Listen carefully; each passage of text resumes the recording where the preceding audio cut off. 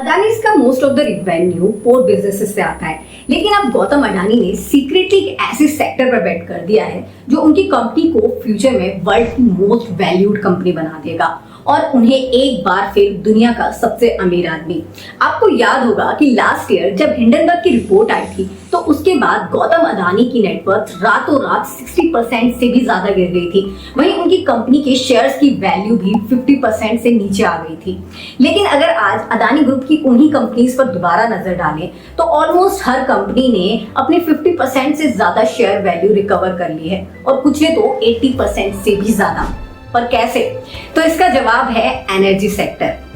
अपना port business शुरू करने के 2 साल बाद ही गौतम अडानी ने 1996 में पावर सेक्टर में भी एंटर कर लिया था, लेकिन उस समय उनके लिए ये एक साइड बिजनेस था। जब तक कि साल 2008 में अडानी ग्रुप ने कोल इंडस्ट्री में अपनी पैर नहीं जमा ली। हमारे देश में 56% इलेक्ट्रिसिटी फॉसिल फ्यूल्स के जरिए जनरेट की जाती है, जिसमें अकेले 49% कोल के जरिए प्रोड्यूस होता है। साल 2008 में सरकारी कंपनी राजस्थान विद्युत उत्पादन निगम लिमिटेड ने अडानी ग्रुप के साथ मिलकर पारसा कैंट कोलरीज लिमिटेड नाम से एक जॉइंट वेंचर शुरू किया था, जिसके जरिए ही अडानी को देश के सबसे बड़े हासिदो फॉरेस्ट कोल माइन में एंटर करने का मौका मिला, जहाँ पर करीबन 23 कोल माइन ब्लॉक्स हैं, जिसमें 5 बिलियन से ज्यादा कोल रिजर्व मौजूद है। कोल की एक रिपोर्ट के मुताबिक इस जॉइंट वेंचर के जरिए ही अडानी ग्रुप हासिदो फॉरेस्ट से लो ग्रेड और रिजेक्टेड कोल को आउटसोर्स किया करता था और फिर इसका इस्तेमाल अपने थर्मल पावर प्लांट में इलेक्ट्रिसिटी प्रोड्यूस करने के लिए करता, जिसकी वजह से ही इस माइन को लेकर पास में अडानी ग्रुप को कई कंट्रोवर्सीज का सामना भी करना पड़ा। पर ऐसा सिर्फ छत्तीसगढ़ में नहीं हुआ, बल्कि साल 2020 में जब अडानी ग्रुप ने झारखंड की गोंडुलपारा कोल माइन का टेंडर जीता था तो उस समय भी उन्हें यहाँ पर प्रोटेस्ट फेस करना पड़ा था। But despite all this controversies, Adani group Chhattisgarh, Madhya Pradesh, Orissa और झारखंड के बिगेस्ट कोल माइंस का कॉन्ट्रैक्ट जीतने में सक्सेसफुल रहा। और यही नहीं, देश के बाहर भी ऑस्ट्रेलिया और इंडोनेशिया में भी अडानी के कोल कॉन्ट्रैक्ट्स हैं। और इन कोल माइंस की वजह से ही अडानी पावर आज देश की सबसे बड़ी प्राइवेट थर्मल पावर प्रोड्यूसर बन चुका है, जिसके गुजरात, महाराष्ट्र, कर्नाटक, छत्तीसगढ़ और राजस्थान में करीबन 9 थर्मल पावर प्लांट है, जहां पर 15,250 मेगावाट इलेक्ट्रिसिटी प्रोड्यूस की जाती है। पर कोल एक नेचुरल रिसोर्स है जो आज नहीं तो कल खत्म हो ही जाएगा, जिसकी वजह से रिन्यूएबल एनर्जी अब प्राइवेट और गवर्नमेंट सेक्टर में इलेक्ट्रिसिटी प्रोड्यूस करने के लिए सेकंड बेस्ट ऑप्शन बन चुका है। और हमारे देश में ही करीबन 42% इलेक्ट्रिसिटी रिन्यूएबल एनर्जी के जरिए प्रोड्यूस की जाती है। पर रिन्यूएबल एनर्जी के साथ एक प्रॉब्लम थी, और वो ये कि ये बहुत ज्यादा खर्चीला था और पहले इतना प्रॉफिटेबल भी नहीं हुआ करता था, जिसकी वजह से ज्यादातर बड़ी कंपनियां इसे अवॉइड किया करती थी। लेकिन फिर जब दिसंबर 2015 में पेरिस एग्रीमेंट साइन हुआ तो इसके बाद रिन्यूएबल एनर्जी रातों रात मोस्ट प्रॉफिटेबल बिजनेस बन गया। दरअसल ग्लोबल वार्मिंग के इशू को सॉल्व करने के लिए वर्ल्ड की 197 कंट्रीज ने पेरिस एग्रीमेंट पर साइन किया था, जिसके मुताबिक दुनिया भर के देश 2030 तक कार्बन इमिशन को अपने यहाँ करीबन 25% कम कर देंगे और 2070 तक जीरो कार्बन इमिशन का टारगेट रखा गया, जिसका साफ साफ मतलब ये था कि अब प्राइवेट कंपनीज को फॉसिल फ्यूल पर से अपनी डिपेंडेंसी को कम करना होगा। और वो इसलिए क्योंकि वर्ल्ड का 75% कार्बन इमिशन सिर्फ फॉसिल फ्यूल्स की वजह से होता है, और क्योंकि रिन्यूएबल एनर्जी ही फॉसिल फ्यूल्स का बेस्ट ऑल्टरनेटिव है, इसलिए इस एग्रीमेंट के तुरंत बाद ही इस सेक्टर में बूम देखने को मिला। खुद इंडियन गवर्नमेंट ने 2030 तक 500 गीगावाट रिन्यूएबल एनर्जी प्रोड्यूस करने का एम रखा है, जिसे पूरा करने के लिए सरकार को 100 से ज्यादा सोलर पार्क और 5 million tonne green hydrogen produce करनी होगी, जिसके लिए इवेंचुअली इंडियन गवर्नमेंट को आने वाले टाइम में कई बड़े मेगा प्रोजेक्ट टेंडर्स लॉन्च करने होंगे। यहाँ पर एक इंटरेस्टिंग बात ये है कि पेरिस एग्रीमेंट के साइन होने के 1 महीने बाद ही गौतम अडानी ने अडानी ग्रीन एनर्जीज की शुरुआत की थी। इससे पहले अडानी ग्रुप के पास में सिर्फ एक रिन्यूएबल पावर प्रोजेक्ट हुआ करता था और उनका पूरा बिजनेस थर्मल पावर प्लांट्स पर बेस्ड था। लेकिन पिछले सिर्फ 9 सालों के अंदर Adani green energy limited 3,26,542 crore की मार्केट कैप के साथ देश की सबसे बड़ी रिन्यूएबल एनर्जी कंपनी बन चुकी है। साल 2020 में जब solar power corporation of India ने 8,000 मेगावाट का पीवी पावर प्लांट टेंडर निकाला था, तो उस समय अडानी ग्रुप ने इस प्रोजेक्ट पर 6 बिलियन की बिड की थी। और ये प्रोजेक्ट किसी और को देने का सवाल ही नहीं बनता था, क्योंकि ये बिड न केवल इंडिया की बल्कि वर्ल्ड की हाईएस्ट सोलर बिड थी। हालांकि देखा जाए तो गौतम अडानी ने बिड सोलर पावर प्लांट पर नहीं की थी, बल्कि अपनी कंपनी के फ्यूचर पर की थी। ग्लोबली रिन्यूएबल एनर्जी सेक्टर 16% और इंडिया में 9% की ग्रोथ रेट से बढ़ रहा है और आने वाले कुछ ही सालों में रिन्यूएबल एनर्जी का शेयर पावर सेक्टर में 60% से ज्यादा हो जाएगा। इसीलिए रिसेंटली अदानी ग्रीन एनर्जीज ने गुजरात में अपने कावड़ा पावर प्लांट को भी ओपन किया, जहां पर हाइब्रिड मॉडल से इलेक्ट्रिसिटी प्रोड्यूस की जाएगी। 538 स्क्वायर किलोमीटर में फैला ये पावर प्लांट साइज में पेरिस सिटी से भी 5 टाइम्स ज्यादा बड़ा है और इसे बनाने में कंपनी ने करीबन 1.5 लाख करोड़ रुपए खर्च किए हैं और 2.5 लाख करोड़ और अभी इन्वेस्ट करने वाला है। रिपोर्ट्स के मुताबिक अदानी ग्रुप का ये पावर प्लांट 2030 तक अकेले 45 गीगावाट इलेक्ट्रिसिटी प्रोड्यूस करने लगेगा। And not only Kawada power plant, Gujarat, Rajasthan, Chhattisgarh, Uttar Pradesh, Punjab, Karnataka, Tamil Nadu और तेलंगाना सहित देश के 11 स्टेट्स में कंपनी के करीबन 49 रिन्यूएबल पावर प्लांट्स हैं। वहीं अदानी ग्रुप 39 सब्सिडरीज और एक ज्वाइंट वेंचर को भी ओन करता है। 2018 में अदानी ग्रीन एनर्जी लिमिटेड ने कोनगल पावर पार्क के 49% स्टेक्स एक्वायर कर लिए और फिर बाद में इसके बाकी बचे 51% स्टेक्स को भी खरीद लिया।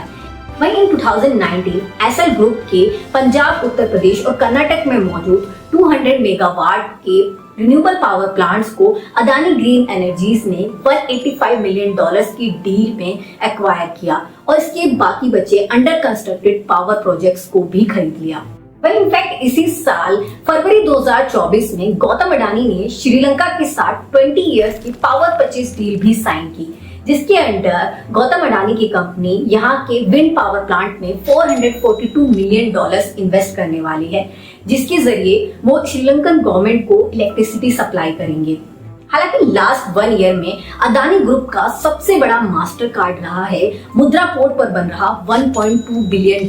का कॉपर प्लांट, जहां पर आने वाले सालों में yearly 1 million tonne refined copper का प्रोडक्शन किया जाएगा।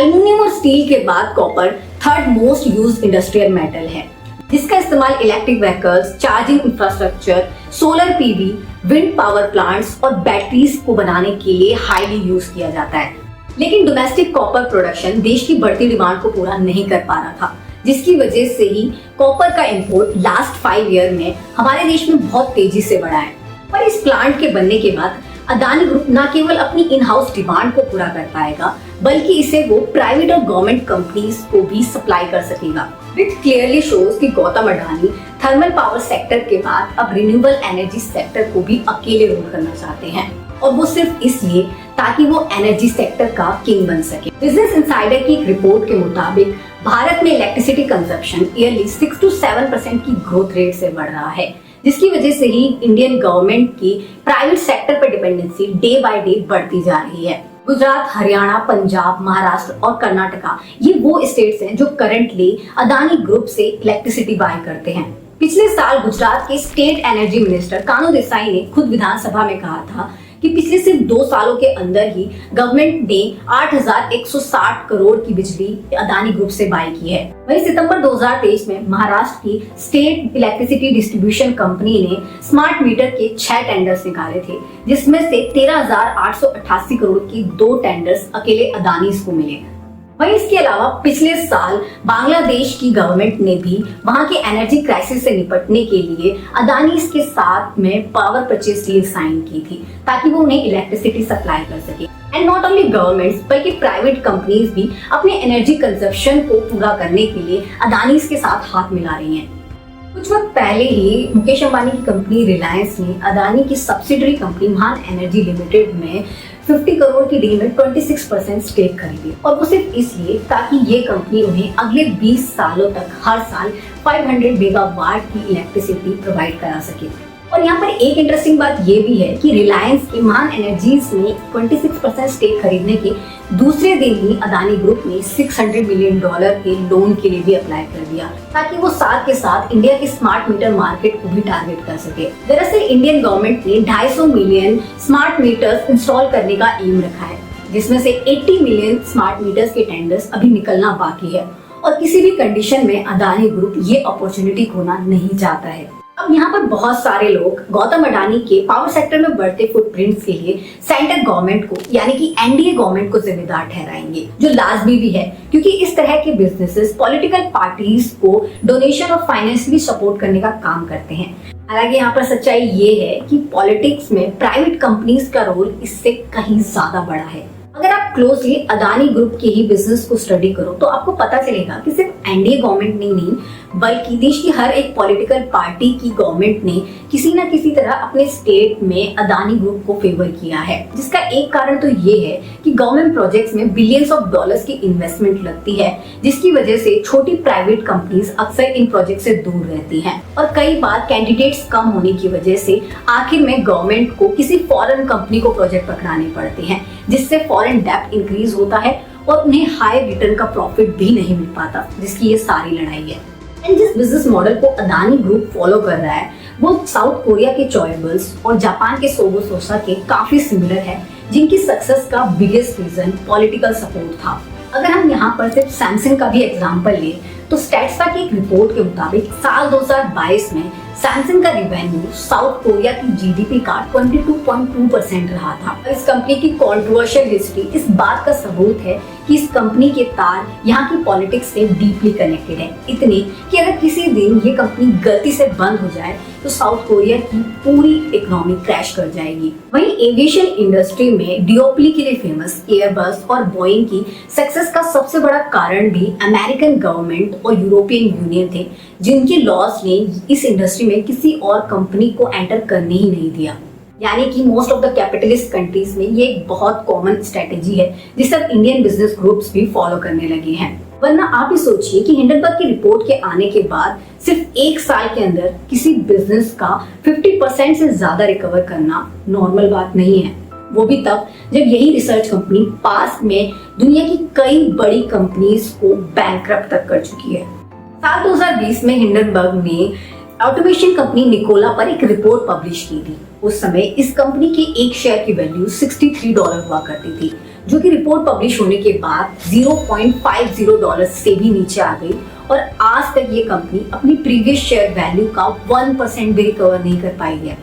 जबकि पिछले साल एलिगेशन के कुछ दिनों बाद ही अडानी ग्रुप ने इजराइल के हाफिया पोर्ट को $1.2 बिलियन में एक्वायर कर लिया। वहीं सेबी की जांच पूरी होने से पहले ही US based investor Rajiv Jain ने अडानी ग्रुप के शेयर्स में 15,000 करोड़ इन्वेस्ट किए। और सिर्फ राजीव जैन ही नहीं बल्कि अडानी ग्रुप के इन्वेस्टर्स और स्टेक होल्डर्स की लिस्ट में यूएसडीएफसी, अबू धाबी आईएचसी और कतर इन्वेस्टमेंट जैसी बड़ी कंपनियां शामिल हैं। जब किसी कंपनी के अपनी देश की गवर्नमेंट के साथ अच्छे रिलेशन होते हैं तो इसका सबसे बड़ा एडवांटेज ये होता है कि जब तक वो पॉलिटिकल पार्टी पावर में रहती है तब तक फॉरेन इन्वेस्टर्स का कंपनी पर भरोसा कायम रहता है, जिसकी वजह से कंपनी को इंटरनेशनल इन्वेस्टमेंट, ओवरसीज प्रोजेक्ट्स और लोन मिलने में आसानी होती है। जैसे US international development finance corporation ने सितंबर 2023 में अडानी ग्रुप को कोलंबो टर्मिनल प्रोजेक्ट के लिए $553 मिलियन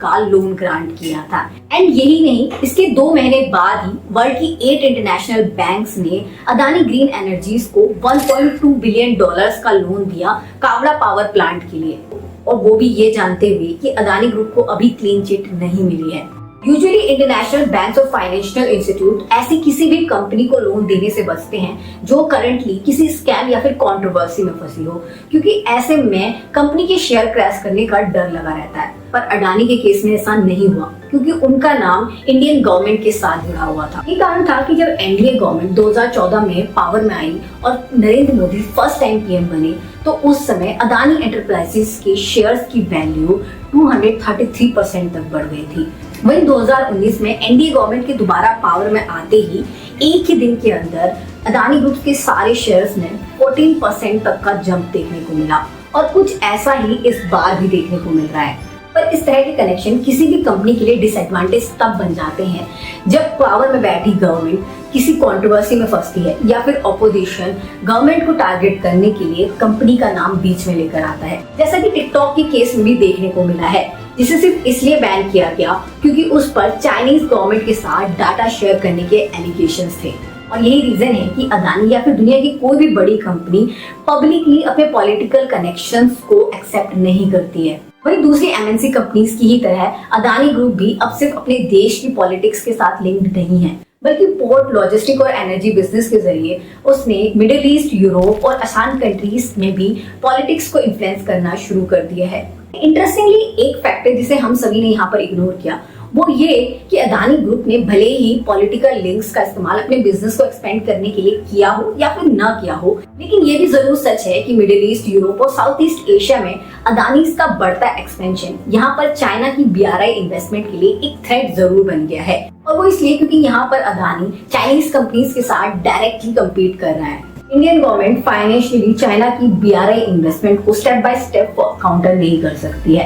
लेकिन अदानी जैसी प्राइवेट कंपनीज के बढ़ते footprint ministry of external affairs को BRI इन्वेस्टमेंट को काउंटर करने का सेकेंडरी रोड मैप जरूर देते हैं। और वो इसलिए क्योंकि अदानी ग्रुप के फॉरेन प्रोजेक्ट्स, फिर चाहे वो पोर्ट को लीज पर एक्वायर करना हो या फिर कोल माइन के प्रोजेक्ट, सभी के सभी गवर्नमेंट प्रोजेक्ट्स हैं जिनमें इन देशों की गवर्नमेंट डायरेक्टली इन्वॉल्व है। जैसे कि 2019 में जब अडानी ग्रुप ने कोलंबो पोर्ट के ईस्ट कंटेनर टर्मिनल का प्रोजेक्ट टेंडर हासिल किया था, तो उस समय कई एनालिस्ट ने ये आर्ग्यू किया कि इंडियन गवर्नमेंट ने जानबूझकर अपनी कंपनी को चाइनीज प्रोजेक्ट के पास में प्रोजेक्ट दिलवाया है। हालांकि बाद में ये प्रोजेक्ट ही कैंसिल कर दिया गया था और इसके बदले में कंपनी को वेस्ट कंटेनर टर्मिनल का प्रोजेक्ट असाइन किया गया। कई इंटरनेशनल जर्नलिस्ट ने तो अदानी और बांग्लादेश के बीच हुई पावर परचेज एग्रीमेंट में भी इंडियन गवर्नमेंट का ही हाथ बताया था, लेकिन उस समय इंडियन गवर्नमेंट ने खुद सामने आकर ये साफ किया कि उनका इस डील से कोई लेना देना नहीं है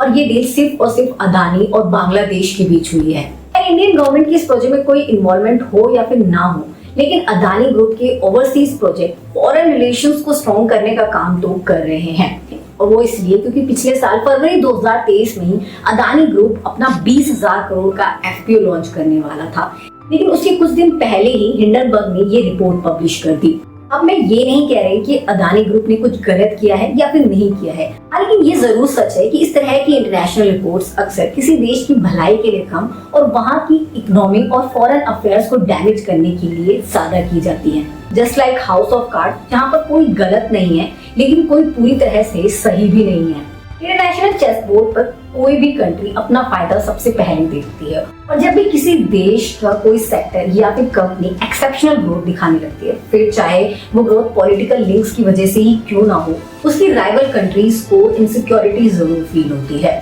और इसीलिए दुनिया भर में कई देश इस तरह की रिसर्च एजेंसीज को इनडायरेक्टली फंड करते हैं या फिर सपोर्ट करते हैं। यानी कि सिंपल शब्दों में कहूँ तो यहाँ पर अगर कोई आपके भले के बारे में सोच रहा है तो इसमें आपसे ज्यादा उसका भला छिपा हुआ है। खैर, आपका इस केस स्टडी पर क्या ओपिनियन है कमेंट करके जरूर बताइए और ये भी जरूर बताइएगा कि फ्यूचर में क्या सच में अदानी ग्रुप एनर्जी सेक्टर को रूल कर पाएगा या नहीं। वहीं इस तरीके के इंफॉर्मेटिव और इंटरेस्टिंग वीडियोस के लिए चैनल को सब्सक्राइब करना ना भूलें।